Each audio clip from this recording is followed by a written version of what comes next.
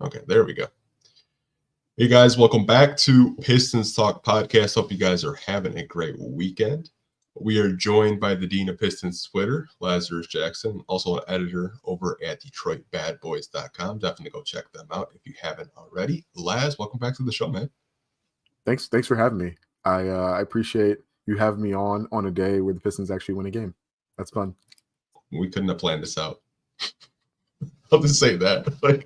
Honestly, I was like, if they can finish the week 2-2, I will take it. I will honestly take it. I kind of wanted to get into just this game. Like, what are some of the takeaways that you had with the Pistons and the Nets tonight? Yeah, I'm happy they got the win, but that was not an encouraging win. That seemed to me more like than the Pistons have figured things out defensively. It was like the Nets just don't have as much NBA caliber talent as the Pistons do, and so it felt kind of like the Nets got out talented in the third and fourth quarter, which you will not be able to say on most nights for the Detroit Pistons. Duren obviously had a really good game after his very disappointing game against the Knicks, and so that's encouraging. I do like the little tactical adjustment they made, where against the Nets plethora of non-shooting bigs, so most of the time he's matched up with Claxton or Ben Simmons playing center, his true position. They brought Duren up to the level of the screen, and they had him step out on Cam Thomas and Dennis Schroeder and try and contain. I really like that because it keeps him involved. It keeps him engaged, and he's not necessarily worrying about you just stop what's in front of you, right? Not necessarily worry about what's behind you, and let the defense rotate behind you. And Claxton's not going to kill you on the short roll or anything. Ben Simmons can, but didn't as much as I thought he might have. And so I thought that was a good adjustment. JB obviously had the quotes after the Knicks game. It's this is Duren's third coach in 3 years. I'm still figuring him out. He's still figuring me out. We'll figure it out together type deal. And I think that tactical adjustment is probably one step in that effort for both of those guys to figure each other out. And then obviously Duren also had a double-double, 14 points and 13 points, 17 rebounds, 3 blocks, which I know people have that's been a drum beat. Even if all the blocks were not necessarily great defensive process, but we'll take them.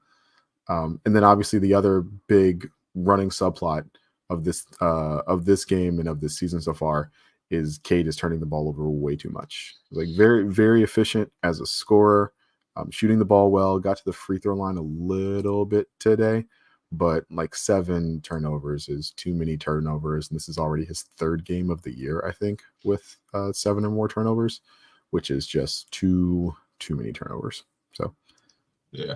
I mean, it's kind of funny because the title of this podcast is "Do the Pistons Need a Center Change?" and JD goes out and has probably the best game of the season so far. Obviously, I thought this was a game that he kind of needed, and to your point, I felt they kind of put him in positions where he was succeeding. I thought some of the blocks, to your point, right place, right time type of thing. Not I don't even know why I did it. I kind of dug down the rabbit hole, and I think people on Pistons Twitter or just Pistons fans in general, I came across a YouTube channel called Awful Coaching, and this guy just ripped the Pistons. The yelly guy. Oh my! I watched it. I was like, bro, holy crap!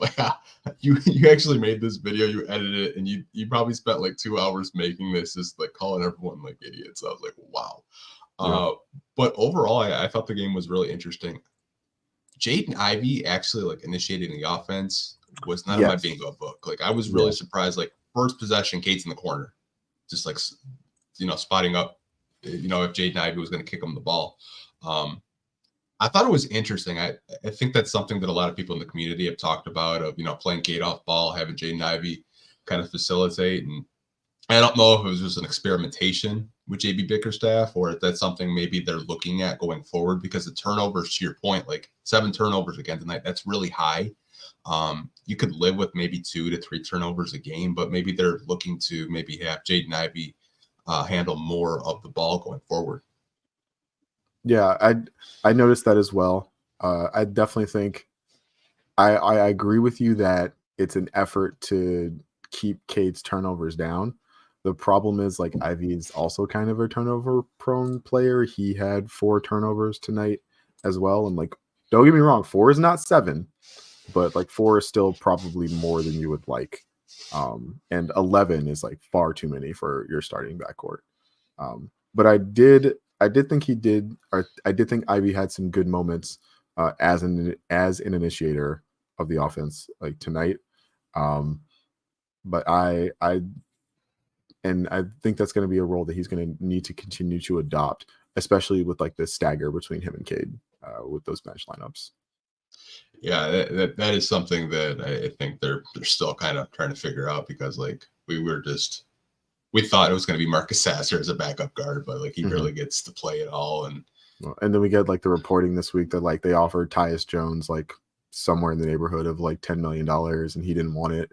So it's just like at least like they knew this was going to be a thing coming in into the season, but like that doesn't mean we have a ready-made fix like available. So it's so funny. That was actually one of the topics that I did kind of want to get into, like the Tyus Jones stuff. But if you kind of just want to segue into that, but like, yeah, obviously, like it was Tyus Jones, and I think I read somewhere this summer Patrick Beverley too. Like I don't really know if the Pat Bev stuff is true. I vaguely remember those rumors. Yeah, I mean, he said it on his podcast, but we don't really know if that's true or not. But okay, I'm not subscribed to his podcast, by the way. I don't know about you, lads, but yeah, not subscribed, but that's okay.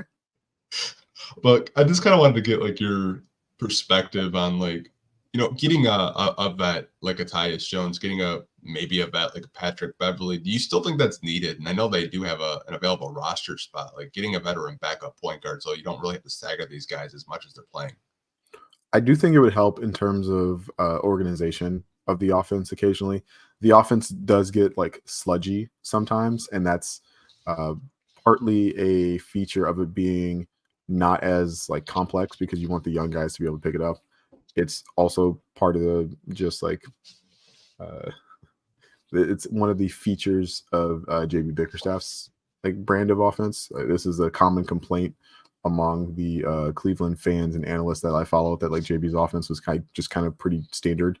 And so you knew that was maybe going to be a thing coming into this season.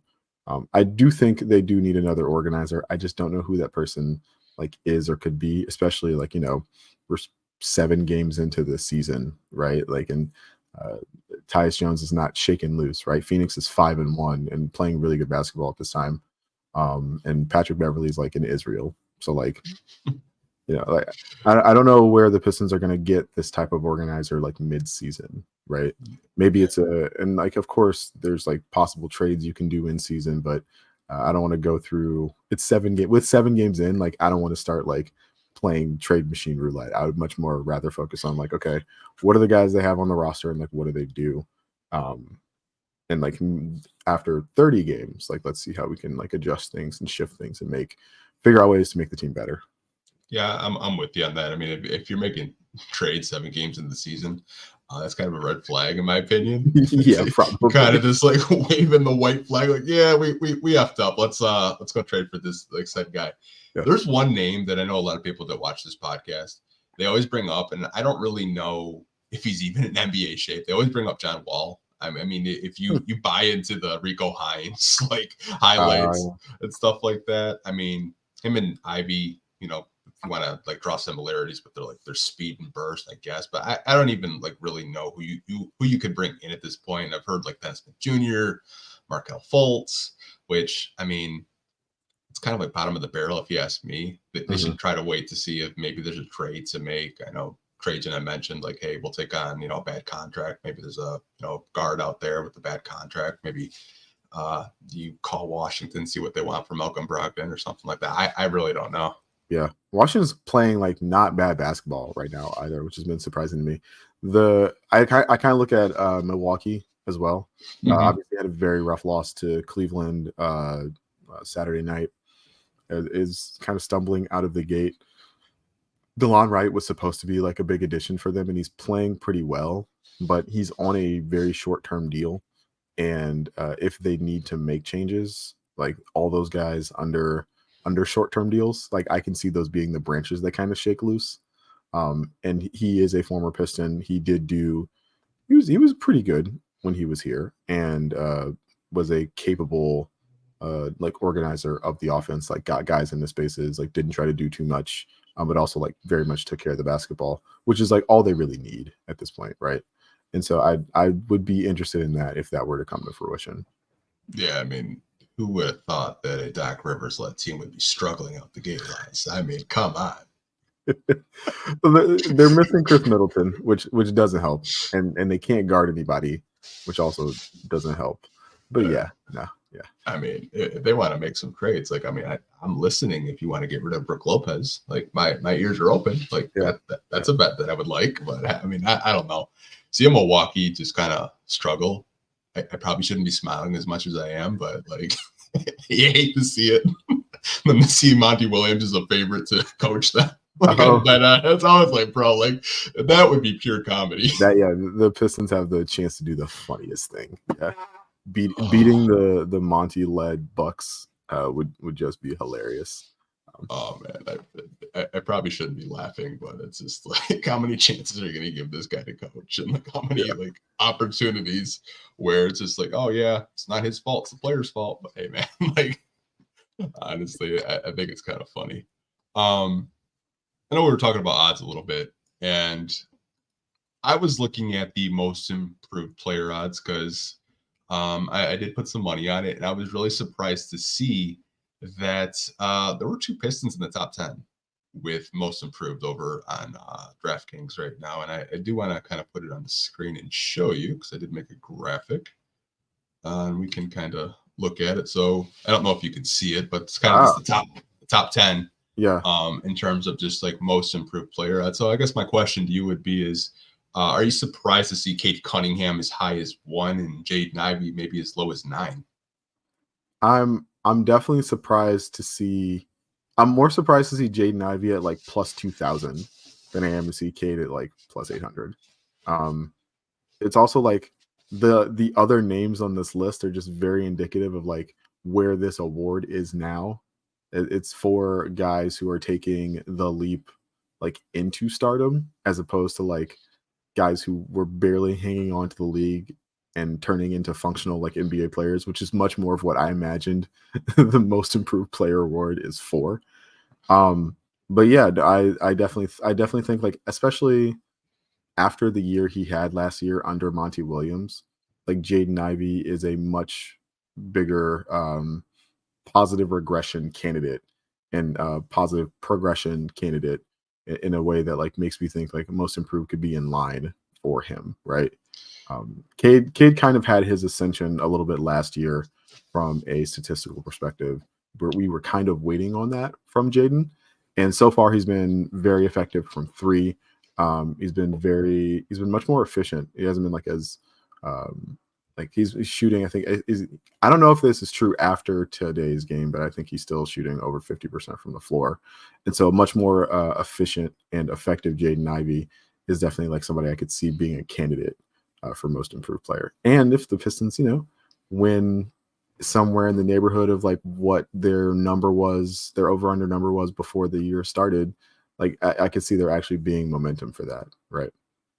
Yeah, I do agree with you though. I feel like John Morant ruined this award because it like when I think of most improved, I think of like someone that like maybe their point per game average is like 7 to 10 points more. Mm-hmm. I don't really. I think the award is just kind of gotten ruined in that aspect. But like, yeah, Jaden Ivey, like someone said that they took it in the summer when it was plus 4,000. Now it's plus 2,000. So I mean, like if you hit on that, you probably look like the smartest guy in the room. But like a lot of these guys are from Cade's draft class, like Jalen Green and Evan Mobley, and then like Jalen Williams won Rookie of the Year. Is he gonna win Most Improved too? Like I feel like the award's just broken in a sense. Yeah, I mean, like, so what? Cade, Jalen, Evan Mobley, Franz, and LaMelo, like, all have already gotten paid. Oh, Jalen Johnson got paid too. Like his extension came in. Like their teams are already treating them like they're stars from a contractual perspective, and so like maybe we should also kind of presume that they're gonna be good and not necessarily like worry so much about their improvement.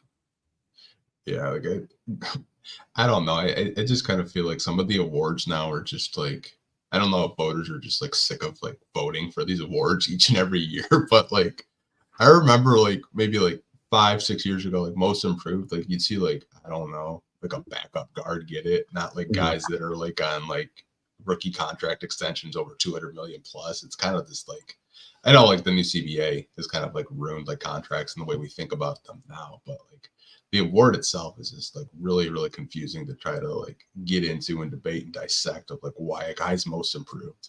Yeah, yeah. Like the when like Giannis won it in like 2016, right? And like that was that to me was like a big shift because like that's a guy who the expectations were like very low for him coming out of the draft, but everybody kind of acknowledged that the potential was sky high at the time. And it wasn't like his second year. I think 2016 was probably like his third year because he's the 14 draft class. Yeah. And so it was like, yeah, like okay, that makes a little bit more sense than like the number one, number two, number four, like overall picks being like, oh, like they're improved like greatly. It's like you no, that's the progression you hope for from these guys when you're taking them this high in the draft. Not like a back half of the lottery guy that like grows into an NBA MVP, right? Like those are two very different scenarios. Yeah, I mean, like some of the other awards, I think for the most part are consistent, like Rookie of the Year. I know Mhm. people get into debates about MVP every year, which I low key think it like might be Shea this year. Like I think he has a chance to do it if the Thunder just keep winning the way they're winning. But I mean, I don't know, man. Most improved to me, I think it's just like a broken award, and they just maybe they need to just call it second year guy that has a lot of money but put up one more point a game type of shit. Like it's so bad, man. You need like the just like call it like the John Morant award, right? And it's just like rookie of the year, but like this guy's good, but like he's good right away in a way that like maybe we weren't expecting, but like we're happy he's young and good, right? Just separate the award from like what it is from what it like used to be. But Yeah, yeah, I I mean, mean, but if you got Jaden Ivey at plus 4,000, like you probably get to cash that like later for a nice little like profit, and like that part's nice for sure. yeah. I honestly like I could talk about why NBA awards are so bad and why the media gets it wrong like 90% of the time, but I'm not gonna go down that rabbit hole because if I do, like I probably won't sleep. But before we do kind of get into the next topic, we do have to hear from our sponsors at DraftKings, you guys, and we'll be right back after this quick message. Hey, you guys, I have to tell you about today's sponsor, the DraftKings Sportsbook app. The NBA is finally back. A new season means new ways to get into the action at DraftKings Sportsbook, an official sports betting partner of the NBA. Who's draining threes from beyond the arc? Who's crashing the boards and grabbing rebounds? Get behind your favorite player and the prop bets you can make on DraftKings, the home of the NBA player prop. First time, new DraftKings customers bet $5 and you get $200 in bonus bets instantly. Every point counts with DraftKings Sportsbook. Download the DraftKings Sportsbook app and use code Pistons Talk. That's code Pistons Talk for new customers to get $200 in bonus bets when you bet just $5. Only on DraftKings. The crown is yours. Gambling problem? Call 1-800-GAMBLER in New York. Call 1-877-8-HOPNY or text HOPNY 467-369. In Connecticut, help is available for problem gambling. Call 1-888-78-977 or visit ccp.org. Please play responsibly. On behalf of the Boot Hill Casino Resort, Kansas, 21 plus age and eligibility varies by jurisdiction. Void in New Hampshire, Oregon, Ontario. Bonus bets expire 168 hours after issuance. For additional terms and responsible gambling resources, see dkng.com/bball. And we are back. That ad read, I swear, is I can't believe I got it under 2 minutes, but we're here. And I actually won because I took the under on the Lions. So let's go. Oh, nice. Yeah. Yeah. Do you kind of like dive into some like Bleacher Reports, like just crazy articles sometimes, like their trade pieces? No, not usually, but we could talk about it for sure. Okay, so they went like full like galaxy brain with the Giannis stuff and the Houston Rockets and their young core, and the Pistons were actually involved in a trade piece. So I do have it all put on the screen. Ooh, okay, yeah. This is like a 3-team trade for Giannis Antetokounmpo, and I tried to like take out all the boring stuff and just like the contract details so we could kind of get into it.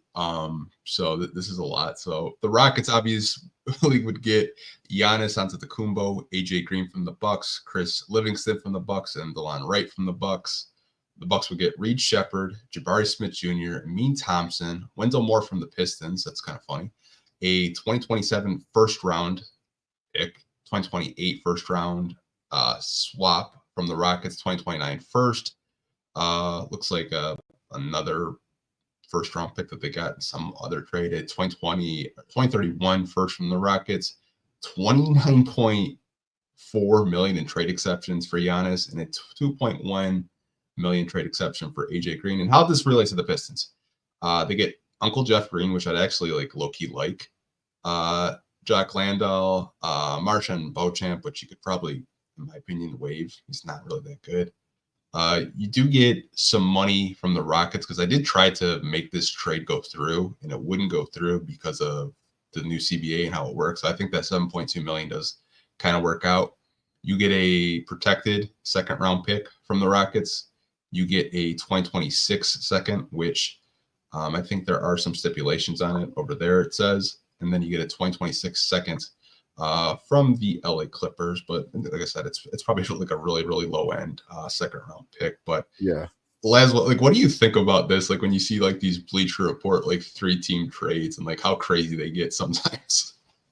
I mean, I think this is an interesting trade because like first, if you wrap your head around like, okay, like what would a Giannis trade like look like?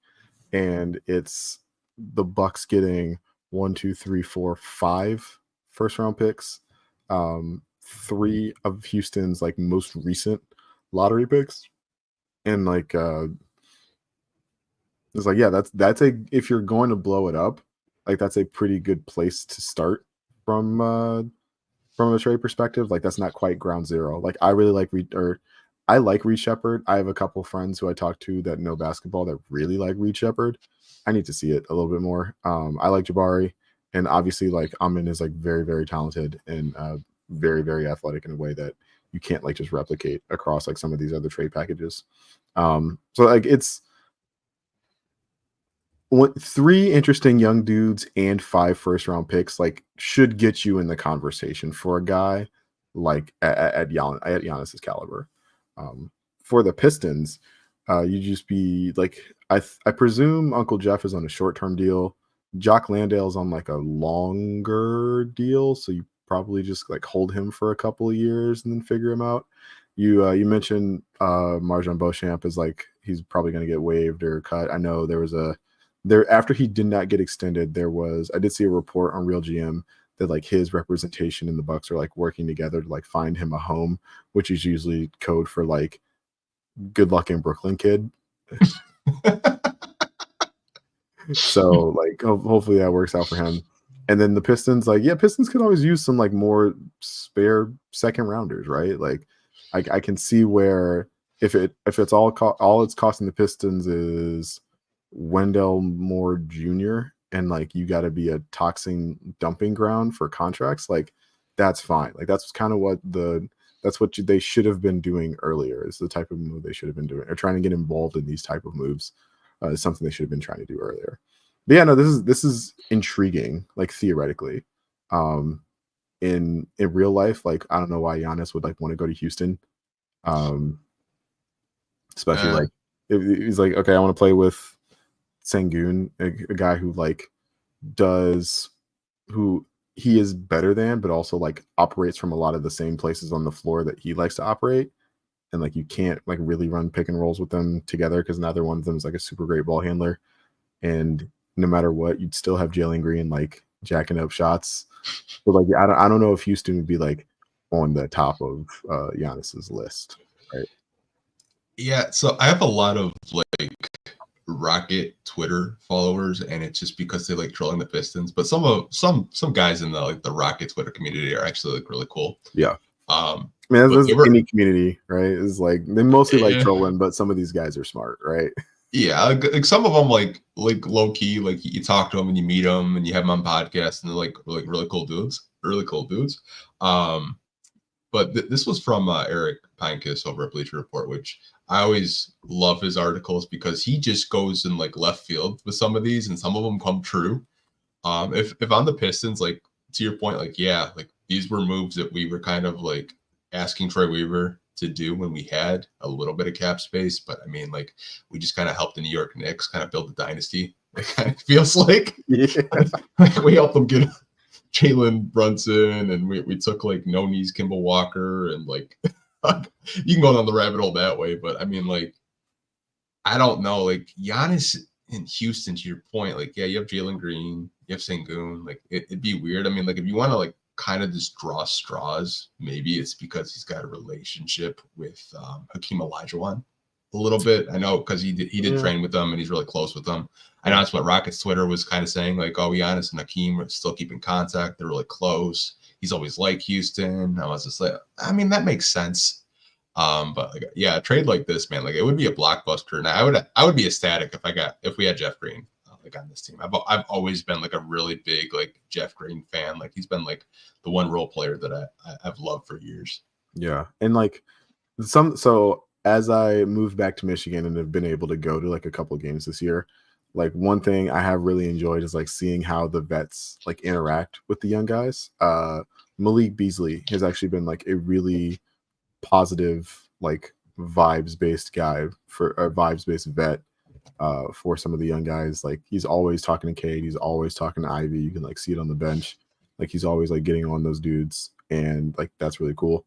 And like I think it would be useful to have Uncle Jeff as like a Ron Holland like looper, right?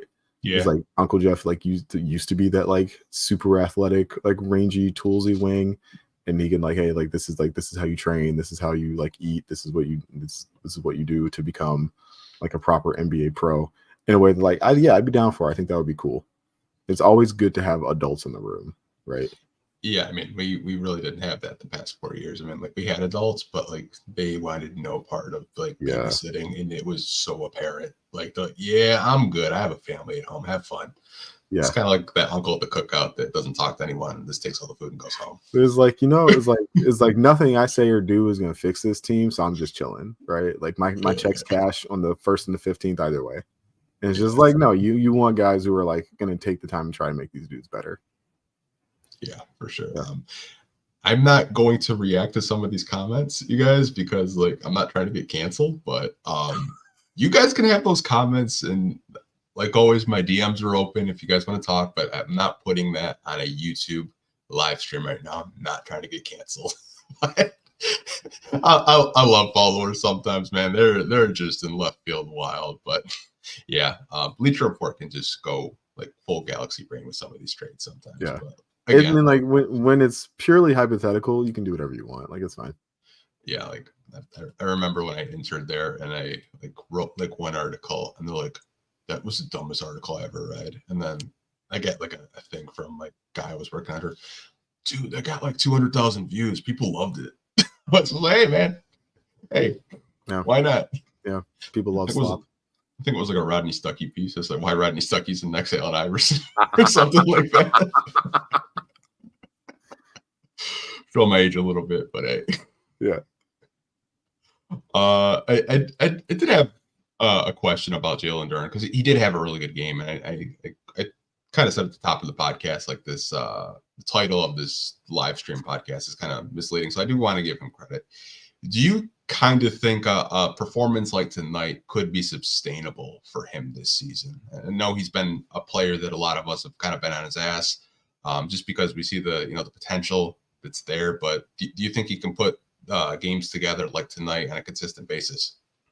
Probably not right now.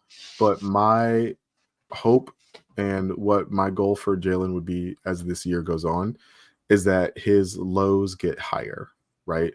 You cannot I don't need 13 and 17 and 3 blocks like every night, but I do need like you to be I can't have those games like you had against the Knicks like ever, right?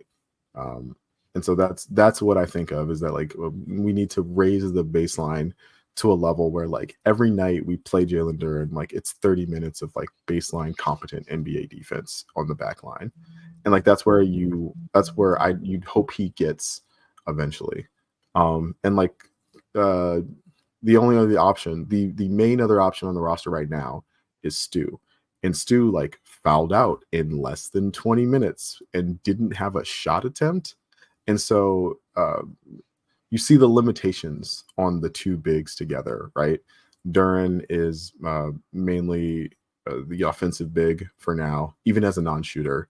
He's much better as an offensive weapon. And Stewart is the defensive big, right? Even though he's shown the ability to stretch the floor, like that's not something that's really been asked of him so far. And JB got asked about that. And then it's like, okay, then Stewart shot like 2 threes the next game. And so like, hopefully you think they figure that out. But yeah, Stewart's main contribution to the team like comes on defense, right? And so what you'd want for both of them is to like just get better at the other thing, so that like you could have a blend and a balance of talent, like no matter like who was on the floor, as opposed to just like starting to shift lineups. Like, okay, like Duren is so bad on defense. It's like we need to put like Ausar and Ron like on the floor next to him to like keep some of the ball pressure high so that he has time to react to stuff. Or like we can't trust Stu as a roll man and a finisher. So we need to have like Beasley and THJ and like Ivy and like just all shooting around him so that the offense like doesn't crater when like he hits the floor. And so like that is the hope, is that like both of those guys improve in the areas in which they are deficient to the point where like they're like baseline competent at an NBA level. Yeah, I don't know if it's me. Maybe you've seen it too. Duren just seems like he's slower. Like I'm like watching him play and like jog up the court. It's like seems like I don't know if he put on more muscle. I don't know if it's an effort thing. I really don't know. But he just looks a step slower, a step behind. And I remember like his conditioning has been an issue like previously, right? Not like, oh, he's like carrying too much weight, or like, oh, he's like out of shape per se. Because like you look at him and like he very much like, doesn't look like he's out of shape, but you can definitely see him not giving like max effort all the time on the floor, and that has like knock-on effects for like the other 4 teammates that you're like playing with, right? When you don't get back in transition and guys have to cover for you and like you give up a dunk, like that's on you, right? Yeah. It's just something that I've noticed, like even last year before like he wore the ankle braces, it seems like he was a lot more agile. Like his acceleration to the basket was a little bit faster. I don't know if it's like an ankle thing. I don't know. To your point, maybe he's just not in basketball shape, because that is a real thing. Mm-hmm. Only like 2 weeks into the season, maybe he kind of gets into basketball shape, like maybe mid-November, and he looks a little bit faster. But the Stu thing is weird because they kind of forced him to be the stretch forward, and now he's just like a undersized like bully ball center, to say. And it's just like nights like he had in Philly, like all-time high, but like nights like tonight where like he's kind of got like a suspect whistle against Nick Claxton. Like some of the fouls were kind of ticky-tacky, but like at the end of the day, he still fouled out, and he didn't. Did he even score a point tonight? He didn't take a shot tonight. I think he took 2 free throws. Yeah, 2 free throws. So he did score some points, but like he didn't even take a real shot. So yeah, it's weird. And then I've had questions like, why did you sign Paul Reed if you're not going to use him? He's just kind of just sitting there. It's just like, are you planning on making a trade at that front court, in a front court position, to maybe get someone that can guard stretch fives? Because like you've seen it, like I know opening night, Miles Turner was getting whatever he wants, and Karl Anthony Towns, that was just barbecue chicken all night. Like these bigs can't guard stretch fives like tonight with Nick Claxton. It's not really a stretch five. He's more around like 5 to 10 feet, like around the basket. It's a little bit easier to guard him, but I think that's like one weakness right now with their bigs is they just can't guard a big that can, you know, spread the floor at all. Yeah. What did you think of Paul Reed's like play during the preseason, right? Because we really haven't seen him that much during the regular season. And I honestly like did not get a lot of opportunities to watch him when he was in Philly, but he did contribute a lot for that Philly team, like when they couldn't play Embiid or didn't play Embiid. And so I've also been like a little bit surprised that they just like can't find minutes for him at all, especially on a night like tonight where like did Duren foul out in the Knicks game? Like Duren fouled out in a game earlier this week. Like Stu fouled out tonight, and so like you would think there would be opportunities for them to get Paul Reed like some minutes, and they just like haven't found them yet.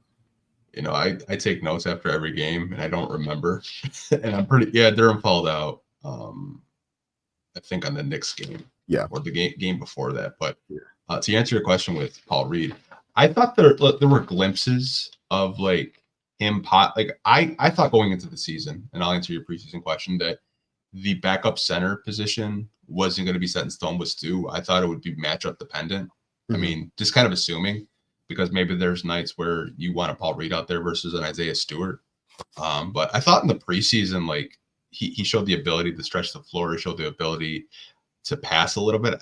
I think he's actually a little bit more confident in those DHO situations where I think Stu's brain can't process a full DHO because he tries to set a pick and then he tries to pass the ball and it's just a turnover like 9 out of 10 times. Like when I watch him try to do a DHO, it's like, yeah, he's not ready for it yet.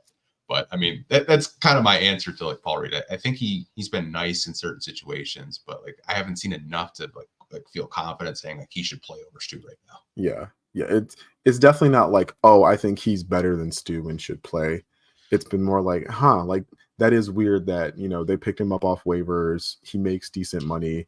It's like, and they're with the Ausar injury, like they're playing Ron, but Ron didn't play in the second half tonight. And I like what Ron's giving in those minutes, but like Paul Reed is probably a better NBA player than Ron Holland at this point. And Simone's really been struggling offensively in a way that's been a little uncomfortable.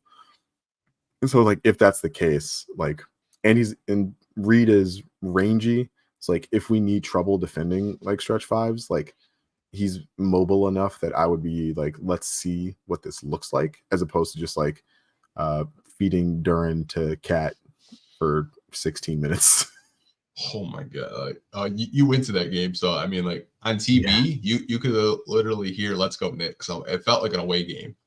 So there was a huge section of Knicks fans like behind the Knicks bench, and so like anytime anything like happened that was positive with the Knicks, which was often, you just see like a full block of like people just like going crazy. It's just like, oh yeah, that doesn't feel great. But in person, like you could really see Duren thinking, like it's like man, ball, man, crap, go, wait, like body up Cat, like, oh, he's past me, like, okay, he passed. It's like, all right, like I okay, I want to sink, I want to rebound, so I want to be close to the bat. Oh, I'm covering Cat. You could just like see like all these things just like flying around through his head, and it's just like, yeah, like anytime he's guarding a stretch big, like you can see the wheels spinning in a way that's like, yeah, he's 20. Like that's going to happen, but it doesn't make me like feel good either. And like today, there was no stretch big. And like I mentioned, they brought him up to the level of screen. So you could see him like, okay, like I'm going to come up, I'm going to contain Cam Thomas, and then I'm going to get back. And it's like, that's all I got to do. Like, I don't got to worry about like, is Nick Claxton like finishing lobs behind me? Or like, is Cam Thomas going to throw these lobs? Because Cam Thomas does not pass. So I don't have to worry about that. It's like, if you simplified the defensive, like his defensive responsibilities, I think you get more out of him, and he gets more decisive.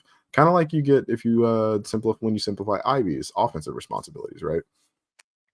Yeah, I mean, I'm terrified because we play the Lakers tomorrow, and Anthony Davis is probably gonna go for 60. Yeah. And like when was the last time AD like didn't have a dominant performance against the Pistons? It's been like 12 years of this guy crushing us. I went to the game one of the last games at the Palace where he had like or is it 60. 50 point? Oh yeah. Oh, bro, he could not miss. I was like, bro, like what the hell? Yeah. Like I'm terrified tomorrow. I'm like, yeah, we gotta play another stretch big. Yeah, like double team and do something because like it's and you probably can't double team because LeBron's gonna be out there, but you get my point. Like I'm already terrified, like looking at the schedule. Like I looked at the schedule this week and saw how many stretch bigs we were playing. I was like, okay, outside of the Lakers, I think we'll be okay. Oh crap, we gotta verse the Rockets on Sunday. That's gonna be fun. I was just like, crap, like this is gonna be like every time I see a stretch big, I'm like, yeah, it's not gonna be a good night. Yeah, I'm going to the game tomorrow, so I'm excited to see. I've never seen LeBron in person, so I'm excited for that. Even like this version of LeBron, like that'll be really cool for me. But like, yeah, as the Lakers have started running more off of their offense, like through AD, there's like absolutely like Jalen Duren picks up 2 fouls in the first like 3 minutes of the game, and like I'm groaning. The like there's a couple guys who like sit behind like where my tickets are, and like they were doing like running commentary the whole night, and they were hilarious. And but they're also like getting on Duren, and like the whole crowd just kind of like, oh my god. So like, yeah, it's entirely possible that like AD goes off again. It's so I know this is completely off topic, and I was talking with I think it was either Corey Woods or Zarek, I don't remember, and I was telling him, I was like, people at the game aren't on Twitter. Like some of the people that like you sit in the stands next to, like opening night, there are these 3 guys behind us, and man, they were cooking Cade. Cade did not have like I don't think he scored until the 3rd quarter, and like they come back. He's got like 28. Like when that bum get 28, I was like, he scores like 21 straight points, and then like you're like yeah, I don't like it. I don't like his game. He's just a fast version of Kyle Anderson. I was like, wow. I mean, like a fast version of Kyle Anderson sounds pretty good. This kind of like when you talk to fans at games, you know they're not on social media, and some of these guys are like so casual. Like this guy kept calling. He thought Killian was Jaden Ivey. He's like, man, he was like, I can't believe Killian's shooting that well. I was like, that's Jaden Ivey. Yeah, Killian's long gone, man. Like, yeah, it's like you don't have to worry about that anymore.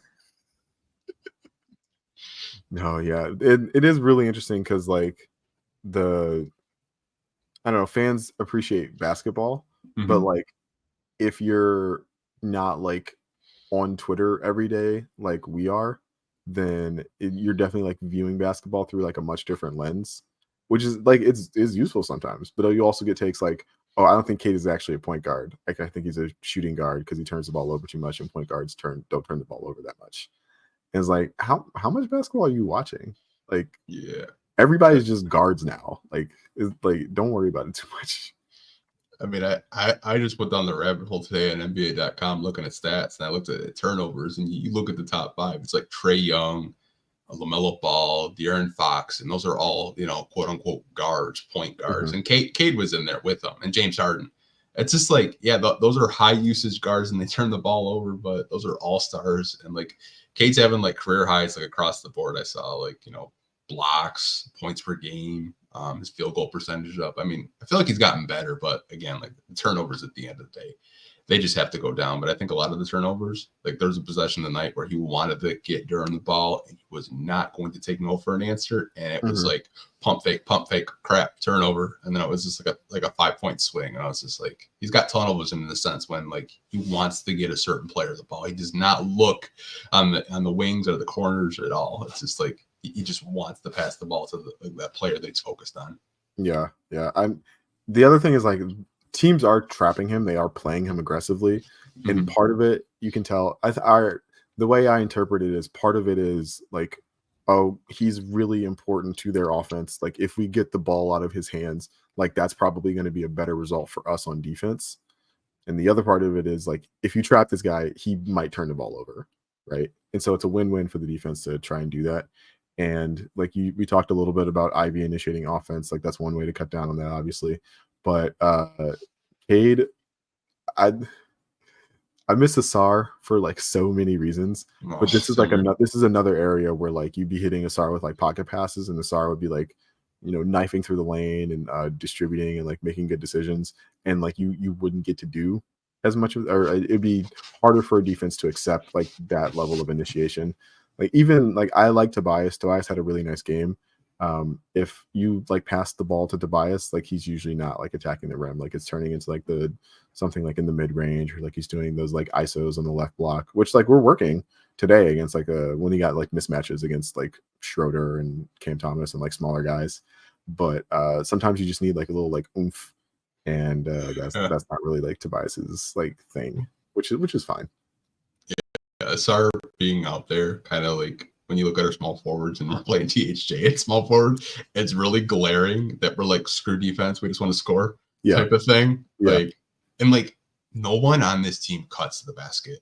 Like I think the first play today there was actual some like player movement, but like outside of that, like Asar's ability just to cut to the basket and not stand still in the corner, I think is so missed. Like we just don't have cutters or people that kind of manipulate the defense and like force them to get to your spots instead of their spots. But yeah, like I don't know, man. Like every day, like I feel bad for the beat reporters. Like, what's going on? What's going on? You guys have no answers. Like, I feel so bad for them because they just have to like answer it. Like, I had people in my comment section like, "Let's just trade him. He's never going to play basketball again." I was like, "Wow, okay, here we are, 7 games in. I missed you guys."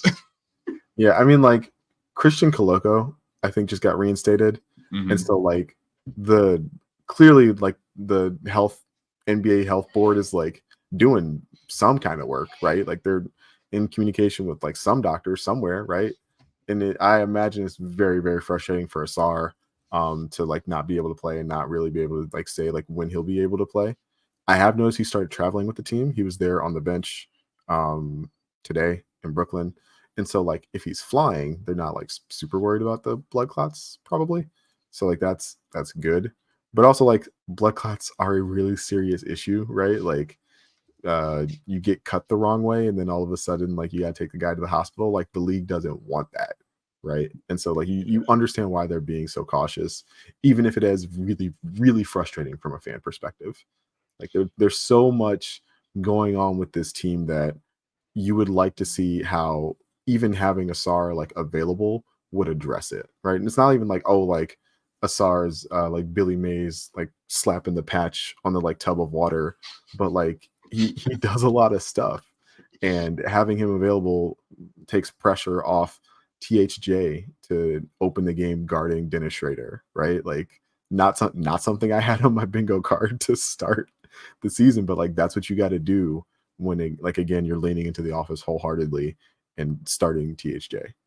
Yeah, I mean, hopefully he does get cleared, or I think the injury report, because you see some of the like videos that like Corey Woods and Cody Davis have been taking in practice, and like he's of the it's shot. not, yeah, it's like not non-contact at the rim, but I mean it kind of seems ramped up versus like all the shooting that we saw over the past couple of weeks. But yeah, man, I miss him so much, and I think I'd actually miss him as much as I do, because just kind of looking at like how we get torched defensively, especially if a guard gets past like Cade or Ivy, you already know it's going to be a basket most likely. Like crap. Yeah.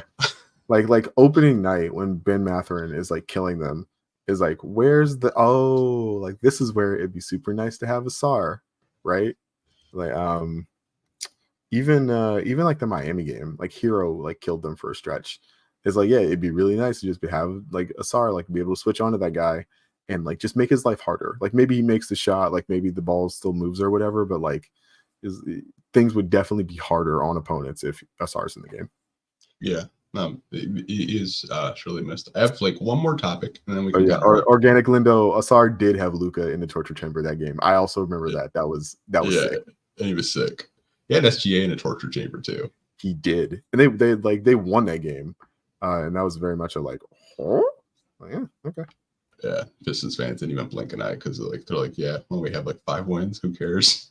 Like they're so over the season. Yeah. I have one more question. It's kind of a fun question. I want to know who surprised you so far in this young Pistons season. Positively or negatively? It could be either or, man. I'll let you decide that. So, I'll say Malik Beasley. I mentioned the veteran presence thing earlier in the podcast.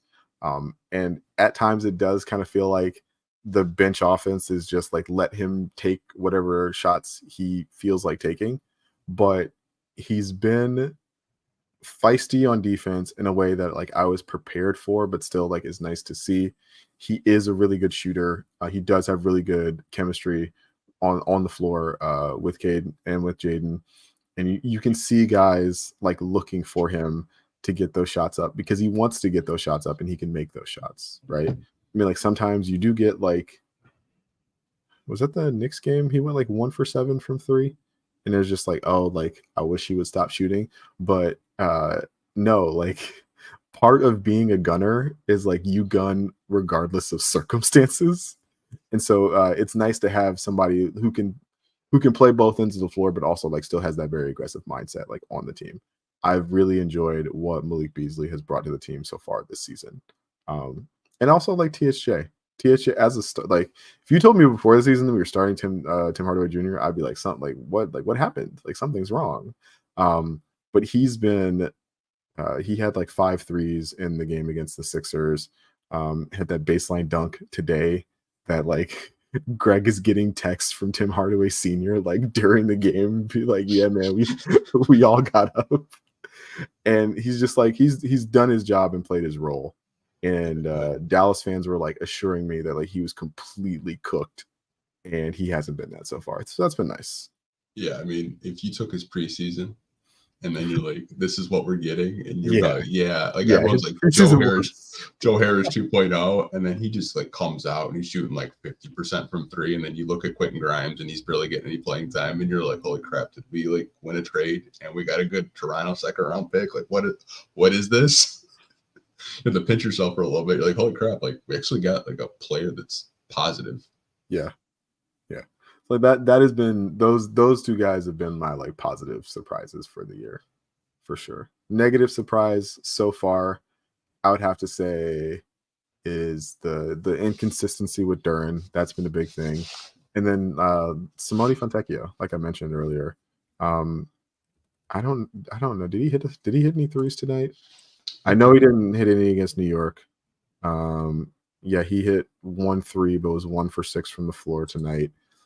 Really feels like he's struggling to find his way offensively in a system that like you mentioned, like does not really have that much movement unless it's like designed. And so like there's less opportunity for him to do stuff like baseline cut or come off DHOs and like make some stuff happen. And so if he's not making those standstill shots, like he's not really doing much on offense right now. And that's something that I hope that they get resolved. Or it'd be nice if he just started making some shots, right? Like one thing or another like has to go down like that. Yeah, it seems like when he gets the ball, it's not where he wants to get the ball, and then he's got to try to put the ball on the floor, and then he just looks so awkward and like out of control, and he's like, yeah, this isn't part of my game. I'm not a player that can put the ball on the floor and get a basket like every possession that you give it to me, because like it seems like every time I watch him and he gets the ball, it's just like not in the shooting pocket or in rhythm, and he just seems like that's why he's been struggling so much this season. Yeah. I mean, like, and you know, the turnovers probably not helping a guy like that, right? Where it's like, okay, I don't know. It's like, okay, we've turned the ball over twice in the last 4 possessions.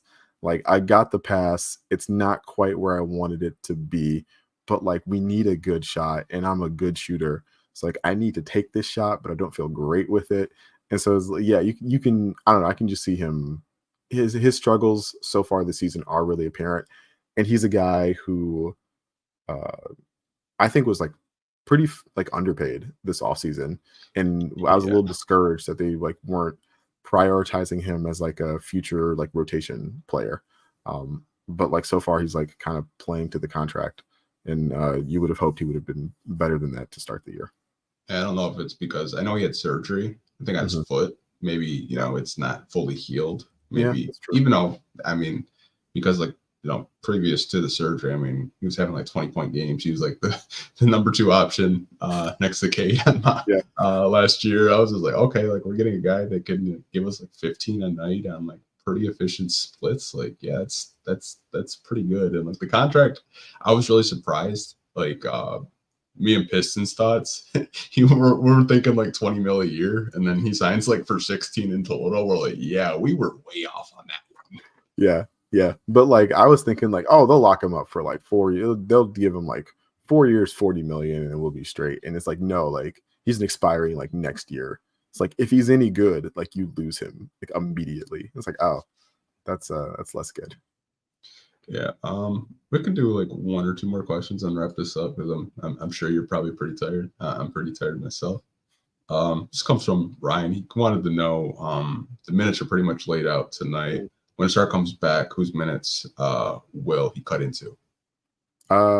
Like definitely Ron to start, and then based on what we've seen so far, I expect that he would probably cut into like the THJ Malik like series of minutes. Mm-hmm.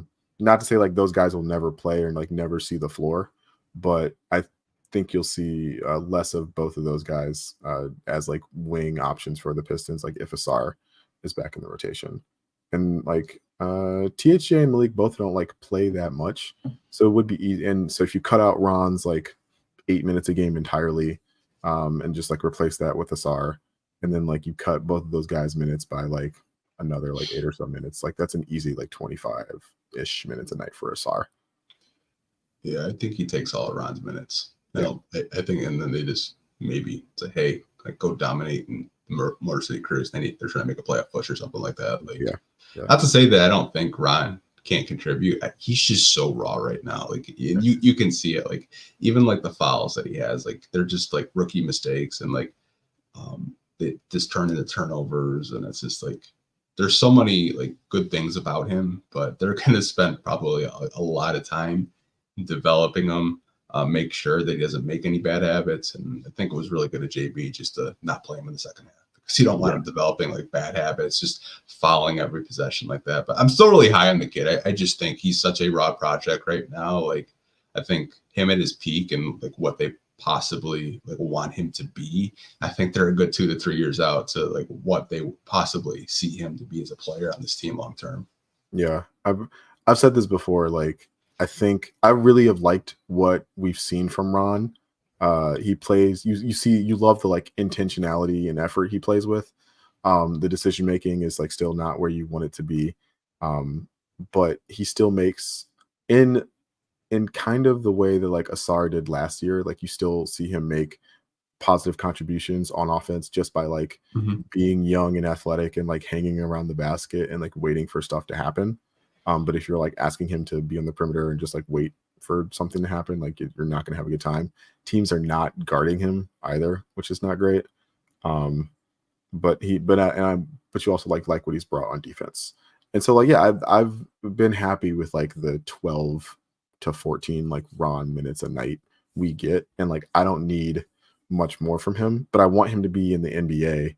I want him to be with the parent club. I don't want him to be with the Crews, because we've already kind of seen what his game looks like in the G League. And like, we know he can be a 20 point per game guy in the G League. And I don't think the best way for him to learn how to be an NBA player is for him to like go try and be that 20 point per game guy for the Crews. Right. Yeah. I get that point, because you don't want him like going up against like guys that are out of the league and then like getting false confidence and stuff that works in the G League. Probably not going to work in the NBA, because like you always see like guys in the G League that average like 30 points a game and then they average like 0.2 in the NBA. Like no disrespect to the G League, but they don't really play defense down there. Like it's just like, oh, you missed. Okay, let's go. We're in transition. Yeah, that and like it's harder to play defense because like if you are a good defensive like actual tall human being, like you're in the NBA, you're not in the G League. And so a lot of G League teams are just small, right? And so if you're as athletic as Ron is, you can finish over guys your size who are like lying in wait at the rim, who are like not used to challenging shots in that way, like not used to having to be that back line. But when you go up against other NBA centers that are like actually like positive contributors on defense, it's a lot harder to get those type of shots off, right? Yeah, I know I kind of debated like this summer, like, is he going to like spend time in the G League? Kind of like how a lot of people thought Duren was going to spend time in the G League. But like I get it. I can kind of understand like when you like do pre-draft evaluations and you look at them and like they're really raw prospects. But I mean, I don't know. Like if Ausar was healthy, I don't really think Ron would get much time. But he could go at it and practice with Ausar and like all those guys out there. But I honestly really don't have too much to talk about because I feel like I think this was my 5th podcast this week. So I mean, I'm just grinding over here, man. Like just doing these post-game podcasts. But I do appreciate you coming on. Do you have anything you want to promote or plug that you're working on over at the Detroit Bad Boys or anything like that? The last thing I did was the season preview for Jaden Ivey. I tried to be balanced. You can check that out. I know we've got some stuff up about the turnover issues. That was a pretty good piece. You can check that out. And then just follow me on Twitter. My handle is right there. And so you can check me out there. And I am going to a bunch of Pistons games this season. So if you see me at a Pistons game, feel free to say what's up. But thanks again for having me, though. I appreciate it. The first time I talked to you, I had a lot of fun. I think it was like all the way back in the summer when we just like made a bunch of the free agent signings, and that podcast was a lot of fun. I enjoyed you talking to you, but I do have like all of your Twitter links, so people can just go into the description, click on that link, and then they can follow you on Twitter automatically. Also have the Detroit Bad Boys if you guys want to check them out in the description below. Pretty sure, I don't know. I still have to hear from Wes. I might be on the Pin Down. Might make my debut on the Pin Down, which that'd be dope. Just gotta, excited for that. And I want to have those guys on here as well because they do such a good job of just, covering the Detroit Pistons. And there's so many great Detroit Pistons podcasts out there. Like Koo, I don't even know how he does it 5 days a week. I have zero clue how Koo does it. Like no idea. Yeah, like he's honestly like I just started doing it myself and I'm like, I'm exhausted. I don't think I've getting like 4 or 5 hours of sleep. You're like, I don't know how that guy does it, but appreciate all you guys watching tonight. We will be live tomorrow immediately after the Lakers game. Hopefully it's a win and AD doesn't go for 60. But I'll talk to you guys tomorrow. Hope you guys have a great rest of your Sunday evening. Peace.